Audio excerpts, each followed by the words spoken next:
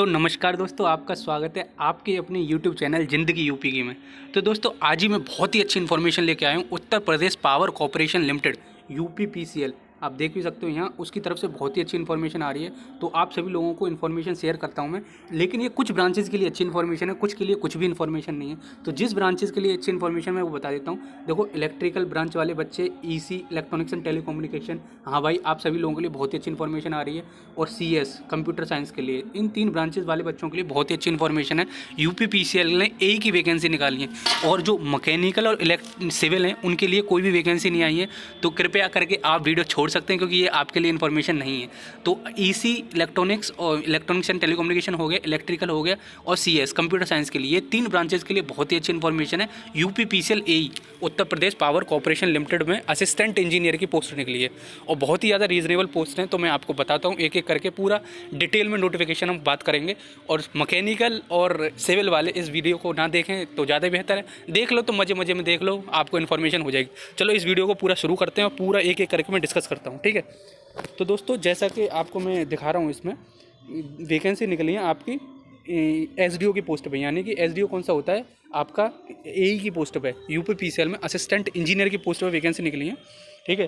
तो इलेक्ट्रिकल वाले बच्चे हैं उनके लिए वैकेंसी जो निकली है वो देखो, 24 तो आपकी अनरिजर्व्ड में, 7 ईडब्ल्यूएस में, यहाँ पे आपको दिख भी रहा होगा 24 आपकी अनरिजर्व्ड में और 7 आपकी ईडब्ल्यूएस में, 14 ओबीसी में, एससी में 30 वैकेंसी है, एसटी में कोई भी वैकेंसी नहीं है।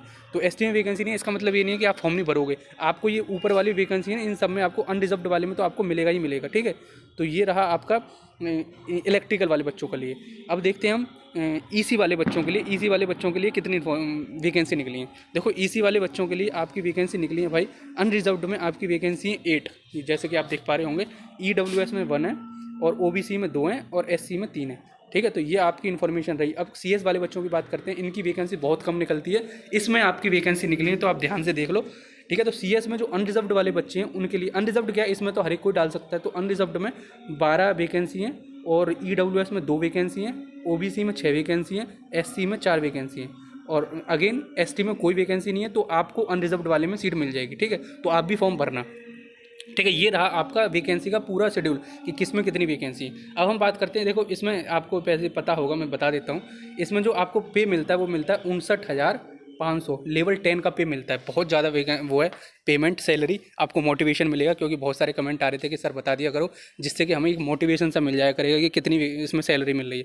तो आपको 59,500 इसमें सैलरी मिल रही है, तो आप देख लो। और तैयारी करनी है आपको। देखो, गेट लेवल पूरा आता है। एजुकेशनल क्वालिफिकेशन क्या चाहिए, जैसे कि इलेक्ट्रिकल इंजीनियरिंग में डिग्री होनी चाहिए आपकी, अगर इलेक्ट्रिकल से हो, और ईसी में आपके पास भी डिग्री होनी चाहिए, ईसी इलेक्ट्रॉनिक्स एंड टेलीकम्युनिकेशन में, ठीक है। तो आप यहाँ से पढ़ लेना, मैं थोड़ा आपको ऊपर से बता दूँ। कंप्यूटर साइंस में इसमें आईटी ब्रांच भी चल जाएगी और कंप्यूटर भी चल जाएगी। देखो इसमें लिखा हुआ है, जैसे यहाँ पे लिखा है इन्होंने, कंप्यूटर साइंस और आईटी दोनों ब्रांच चल जाएंगी। तो आप ध्यान से पढ़ लेना इसको, नोटिफिकेशन में टेलीग्राम में डाल दूंगा, तो आप वहाँ से जाके देख लेना इस पूरी डिटेल पीडीएफ को, ठीक है। मिनिमम एज क्या आपकी 21 होनी चाहिए, और मैक्सिमम 40 ईयर्स होनी चाहिए।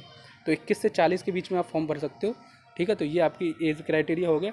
रिजर्वेशन, जो यूपी के डोमिसाइल होंगे उन्हीं को रिजर्व्ड में कैटेगरी में मिलेगा रिजर्वेशन, और अनरिजर्व्ड कैटेगरी में कोई भी स्टेट का बच्चा डाल सकता है। अगेन मैं रिपीट कर देता हूँ, आप अगर यूपी से बिलोंग करते हो तो आपको रिजर्वेशन का फ़ायदा मिलेगा। अगर आप यूपी से बिलोंग नहीं करते हो तो आपको अनरिजर्व्ड कैंडिडेट की तरह इसमें वो किया जाएगा, आपको कंसिडर किया जाएगा, ठीक है।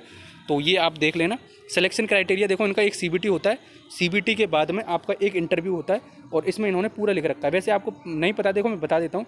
सीबीटी होता है आपका, जो मेजर सिटियाँ आपकी, इलाहाबाद में सेंटर पड़ेगा, अलीगढ़ में पड़ेगा, बनारसी में पड़ेगा, आगरा में पड़ेगा, कानपुर में पड़ेगा, बरेली में पड़ेगा, लखनऊ में पड़ेगा, मेरठ में पड़ेगा, गाजियाबाद में पड़ेगा, झांसी में पड़ेगा, मुजफ्फरनगर में पड़ेगा, और ग्रेटर नोएडा में पड़ेगा, ईटीसी। और एक दो सेंटर में भी डाल देते हैं। वैसे यूपी के ही मोस्टली जो होते हैं शहर वो यूपी के ही होते हैं, और सेंटर में अगर आप देखोगे तो दिल्ली में पड़ जाता है आपका, ठीक है। तो ये अदर स्टेट वाले बच्चों के लिए इन्फॉर्मेशन रही। अब देखो इसमें वेटेज क्या है, जो भी देखो टेक्निकल लेवल आता है वो टेक्निकल पूरा का पूरा आपका गेट लेवल का होता है। जो भी गेट में आप पढ़ते हो, जो भी गेट में आपका पेपर आता है, PYQ पूरे गेट से ही उठा के डाले जाते हैं, ठीक है। तो ये आप देख लो, नेगेटिव मार्किंग 20% होगी, यानी कि 0.25 मार्क्स कटेगा, और सही क्वेश्चन पे आपको 1 नंबर मिलेगा। और इसमें वेटेज बता देता हूँ आपको, 75% जो होंगे आपके बीटेक, जो भी आपकी डोमेन होगी उससे रिलेटेड क्वेश्चन होंगे, ठीक है। ये लिखा हुआ 75%। 10% जो क्वेश्चन होंगे वो जी के जीएस से होंगे। तो भाई आपके लिए बहुत ही ज़्यादा इंपॉर्टेंट होता है रेगुलर इस चैनल पे विजिट करना। और जो 5% है आपकी रीजनिंग एंड एप्टीट्यूड होगा, और क्वेश्चंस 5%, 10% जो होंगे वो रीजनिंग एंड एप्टीट्यूड होगा, और 5% आपकी हिंदी होगी।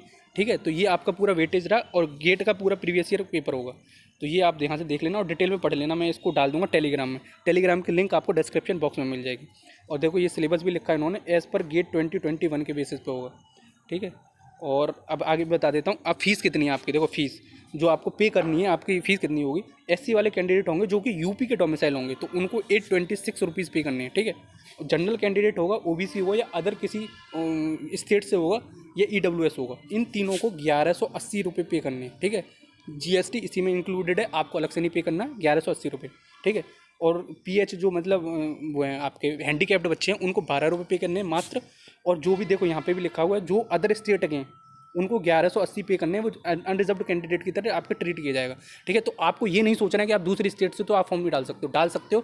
आपकी प्रिपरेशन अच्छी होनी चाहिए, आपको अनरिजर्व्ड कैंडिडेट में ट्रीट किया जाएगा। ठीक है, ये आपकी पूरी इन्फॉर्मेशन रही, मैं आपको डिटेल में दे रहा हूँ। देखो भाई, जनरल, जीके, जीएस और हिंदी में मैं पूरे एक डिटेल में वीडियो बनाऊंगा आपको। केवल और केवल मैं आज एई में जो पोस्ट निकली है उससे रिलेटेड इन्फॉर्मेशन देने आया हूँ। ठीक है, थोड़ी बड़ी हो जाएगी वीडियो, तो उसके लिए माफ़ी चाहता हूँ।